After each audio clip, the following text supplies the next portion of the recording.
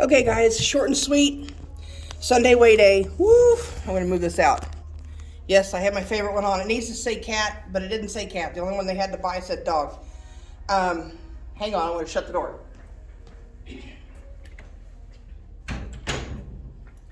Sunday weigh day. We have not done a video on taking measurements in a while. Whatever your goal is, weight gain, bulking up, weight loss, toning up, your numbers will change on the scale. They will also change on the tape measure. So I want to remind you once a month, I want you to weigh once a week. You know what? If you're in my group and you just are maintaining and you have other goals in your life, support us. Weigh with us every week. You know, this is a team effort. So support us, weigh every week with us. Measure once a month. We should have done it last Sunday. I was talking. So I'm not gonna, I might. I probably won't. Yeah, I do it at home, au natural. I'm not gonna do it au natural here because I'm in a gym. But usually if I'll take off my shirt and because I have my sports bra on and I show you where I measure. I'm gonna do a real quick rundown again and I'm not gonna strip for it. So now at home, I've got one of those old people calendars that has a big spaces on it. My mom put doctors and everything on those birthdays. Mine is in my phone, so I don't do that. But I can look, if I have that, I can look on the first or whatever the first Sunday is and the last Sunday and look at my numbers and see where my measurements are. So I do it the first Sunday of every month, and then I can do my math and figure out what I've lost or what I've gained. So we'll start here. I measure in 8 places, and I don't measure where different charts tell you to measure, because when I first started doing this, I had internet. I never even thought to look it up. So I measure in the same place. So I measure around the neck, and since I can't really see what I'm doing, I go to here. You know what? The one actually starts somewhere over here. Is it accurate? Does it matter? No, it does not matter. What matters is I do the same thing every month. So I go from here and run my finger to the end of that hard plastic. So again, is it going to be exactly accurate for whatever? No, but it's going to be the same every month. So if I raise or lower, I'm going to see that number change every month. It's going to be accurate in that respect. If I lose half an inch, I lose half an inch. Is it really 17 inches instead of 16 and a half? Who knows? And no, because my one starts here, but it doesn't matter. This is for you. So if this right here is, I hate to say because I've been on an upward swing, is 16 and a half. Boop. See, my thumbnail is right there on the bend at 16 and a half. Whatever. So, and then I write that down, 16 and a half. Now again, is it accurate? Does it go all the way over here to the 0? It does not. It comes over here. So is it actually like 17 and a quarter or something? Probably. Does it matter? No, because I'm going to write it down on my calendar, 16.5. And it's going to change the same no matter what the number actually says. So the next time I measure and it'll come over to here, let me pull it tight. And I still measure to the same point. And I don't measure tight, by the way. I measure just loose, so it's the same every time. So, but if I, and then it'll show differently. Oh, look, that's 15 and a half. It's still going to be an inch change. It's just going to be not a true 15 and a half. It's going to actually be, but it doesn't matter. So, those of you that want to be exactly whatever, well, I can't do this because I'm not exact. I can't weigh because it's not the same as my doctor's scale. You know what? Your doctor's scale weighs you at 210. At home, you weigh it 205. Well, then it's not accurate. It is. If you lose 5 pounds here, 205, oh, I'm down to 200. Woo! My doctor's office will then have me at 205. Well, crap. No, you still lost that same 5 pounds. Different tools measure differently. Just use the same tool all the time and you will see the trend, and the trend will be accurate.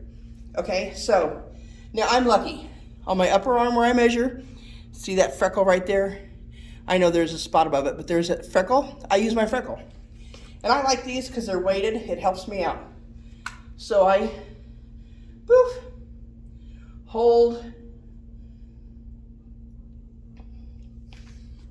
this right on and right over and pull it around. See that? Then I can look down and say, oh, 15. Again, is it accurate? No, because I'm not going all the way to the 0. Does it matter? No, it does not matter. I've got 15. In a month, measure monthly. It may say 14 1/4. When? Is it a true 14 1/4? Doesn't matter. The real question is, does it matter? What matters is that, 3/4 of an inch is 3/4 of an inch. And then I measure, and guys, you can do this one too, although we're gonna laugh about it. All right, I go around the biggest part of the boobies. Moobies, if you're a boy, moobs. And again, I measure the same thing. I measure to the end of this every time. So I don't remember or try to go, okay, did I measure it to the 0 on this one? And then I measure it. No, I do it the same every time. So I can bring it across. And I try to get the thickest part of my bra overhang so it's the same around. And then I don't pull tight once and then make it loose the other time. I try to keep it snug. So see? And then I bring it across, run my nail to it. And oh look, it's on the metric side. Whoops, flip it over. 52. No, I shouldn't be proud, but I'm gonna tell you where I'm at, 52. So then I write that down, 52. Now it's gonna be different naked because this holds support. So it may actually read looser, bigger. And then I do the same here. And I can't always see under here. And if you're a weightlifter, guys, and you've got girls too, so I go around where my bra band goes. Guys, figure it out. So under where I've got the overhang, because I got I got more genie than I should have. Then I go around here where my bra band goes, and again, I don't pull it tight. I just leave it snug, the same thing. And I put my thumbnail on here, run it across to the plastic. Pull it out, and look, oh, metric, whoops, 44. It's right in between 1/2 and 1/4. I'm gonna go 1/2.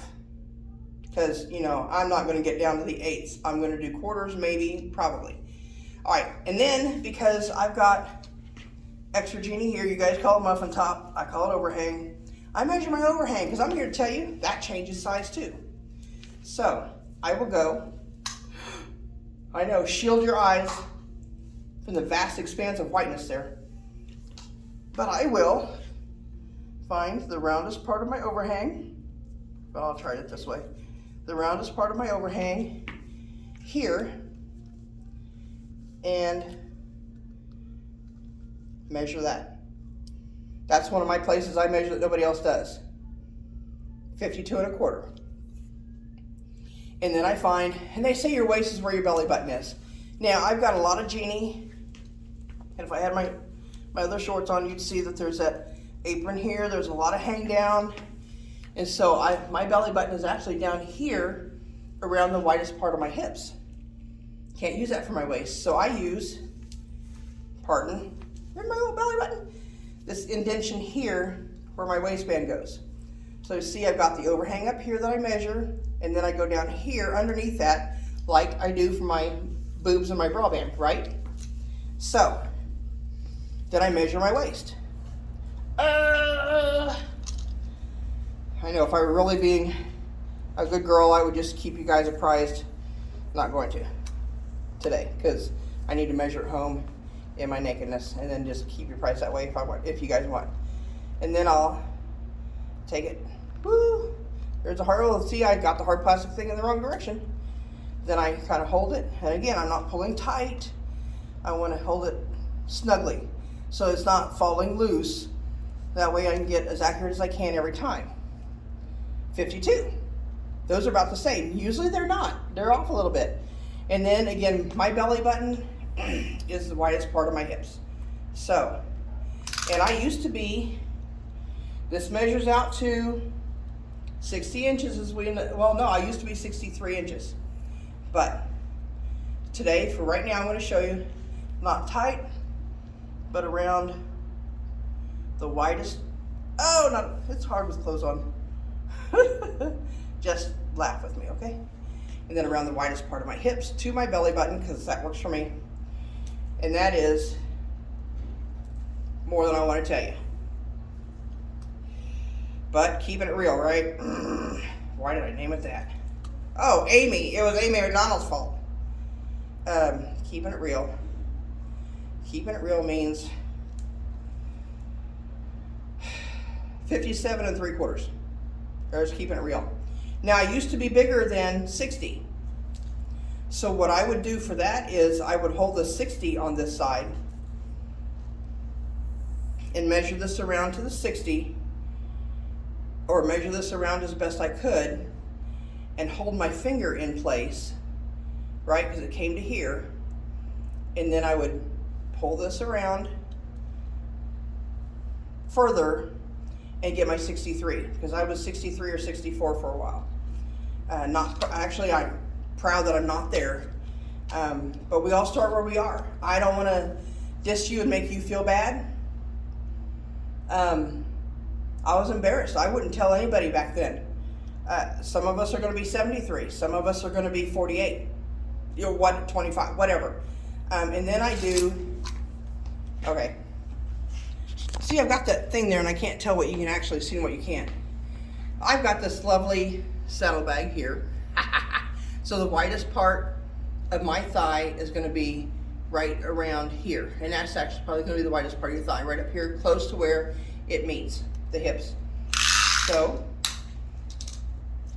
I bring, and again, I don't even look at half of this. I'll stand in front of the mirror and not look.